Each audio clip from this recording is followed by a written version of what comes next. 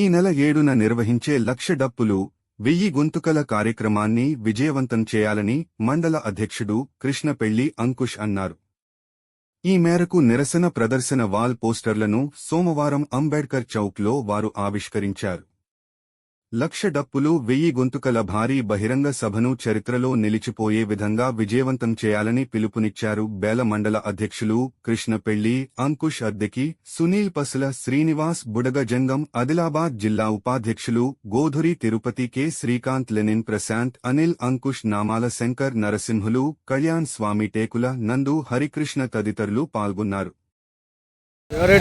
బేల మండల కేంద్రంలో ఎంఆర్పిఎస్ ఏదైతే మందకృష్ణ మాదిగ పద్మశ్రీ అవార్డు పొందిన మా జాతి నాయకుడు మాన్యశ్రీ మందకృష్ణ మాదిగ ఆదేశాల మేరకు బేల మండల కేంద్రం నుంచి లక్ష డప్పులు 1000 గొంతుల ప్రోగ్రాము మరి ప్రతి గ్రామం నుండి డప్పు సంకన వేసుకొని ప్రతి గ్రామం నుండి వెళ్ళడం జరుగుతుంది.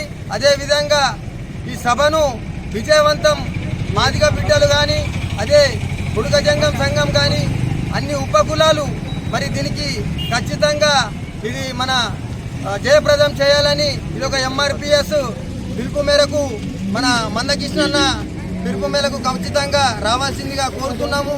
ప్రతి ఒక్కరూ డప్పు చప్పుడు అక్కడ హైదరాబాద్లో మోగించి మన ఎస్సీ వర్గీకరణను సాధించుకుందాము.